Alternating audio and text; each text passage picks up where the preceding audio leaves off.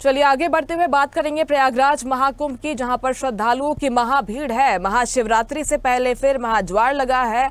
भक्तों की संख्या 63 करोड़ के पार हो गई है। वाहनों का रेला है, फिर भी हवा न बिगड़ी। प्रयागराज महाकुंभ का कल चूंकि समापन होना है।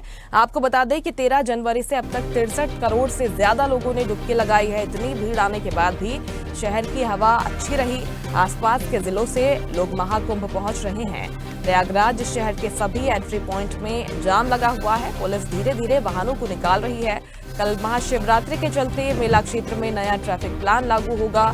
सोमवार को 1.5 करोड़ से ज्यादा लोगों ने संगम में स्नान किया। महाशिवरात्रि का अंतिम स्नान होना है, यानी कि अब महाकुंभ अपने समापन की ओर आगे बढ़ रहा है। महाशिवरात्रि के पहले यानी कि समापन के पहले भी यहां पर महाभीड़ दिखाई दे रही है।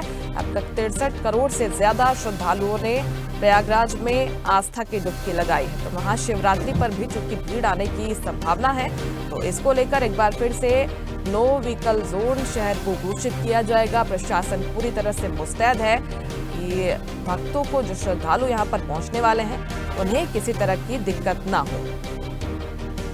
खबर पर ज्यादा बातचीत करेंगे। प्रयागराज से हमारे सहयोगी राघवेंद्र मिश्रा जुड़ गए हैं। राघवेंद्र, महाशिवरात्रि के स्नान को लेकर काफी लंबे वक्त से तैयारियां की जा रही थी। अब महाकुंभ अपने समापन की ओर है।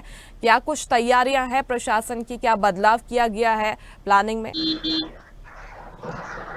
जी बिल्कुल मुस्कान, महाकुंभ की अगर बात किया जाए तो जिस प्रकार श्रद्धालुओं का आगमन हो रहा है, जिस प्रकार श्रद्धालु पुण्य की डुबकी लगा रहे हैं और लगातार ये हुजूम और ये जत्था जो है थमने का नाम नहीं ले रहा है, क्योंकि कल महाशिवरात्रि है, कल समापन होना है, महाकुंभ का समापन होना है। उसके लिए योगी आदित्यनाथ तो 13 जनवरी से ही पूरी मॉनिटरिंग कर रहे हैं, पूरी व्यवस्थाएं देख रहे हैं। किंतु अगर व्यवस्थाओं की बात किया जाए कल महाशिवरात्रि के स्नान को लेकर, तो सुरक्षा व्यवस्था से लेकर यातायात प्रबंधन और भीड़ प्रबंधन को लेकर प्रशासन ने पूरी तैयारी कर रखी है।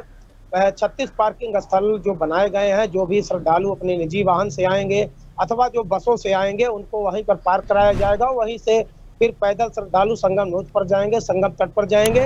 तो अगर व्यवस्थाओं की बात किया जाए तो कल महाशिवरात्रि को लेकर 3 लेयर की व्यवस्थाएं सुरक्षा की भी की गई हैं, क्योंकि ये देखा जा रहा है कि माघ पूर्णिमा का स्नान समाप्त होने के पश्चात जो है, जो श्रद्धालु देश के कोने कोने से आ रहे हैं, हर राज्यों से आ रहे हैं, चाहे पूर्वोत्तर हो, पश्चिमोत्तर हो, उत्तर हो, दक्षिण हो, हर राज्यों से जो श्रद्धालु यहाँ पर पहुंच रहे हैं वो सीधा संगम में स्नान करना चाह रहे हैं, सब त्रिवेणी में डुबकी लगाना चाह रहे हैं।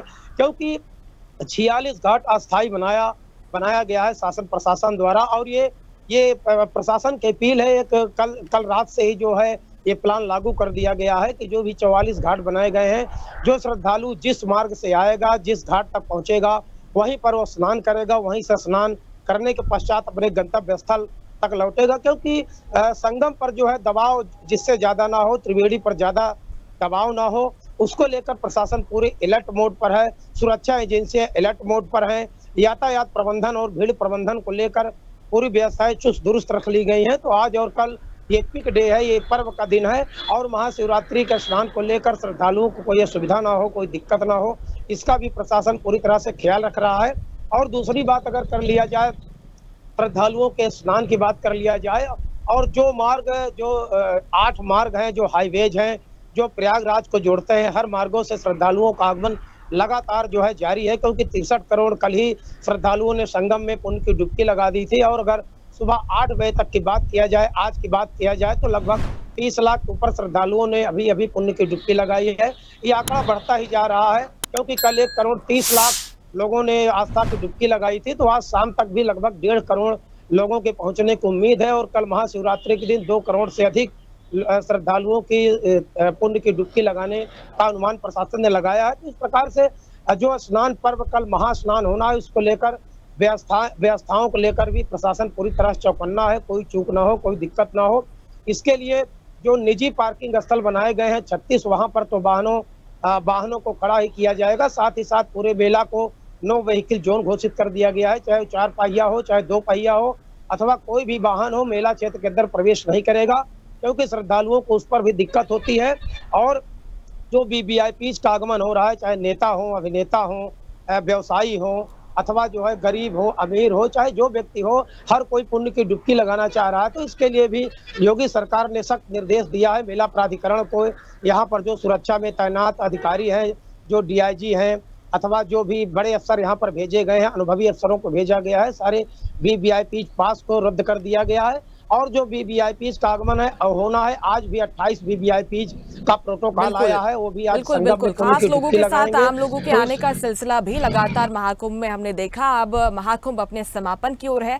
महाशिवरात्रि के अंतिम स्नान के लिए प्रशासन की तरफ से पूरी व्यवस्था की गई। बहुत शुक्रिया आपका तमाम जानकारी के लिए राघवेंद्र। लेटेस्ट खबरों के लिए लाइक, फॉलो और यूट्यूब पर सब्सक्राइब करें, बेल आइकन दबाएं, साथ ही विजिट करें swedishlive.com पर।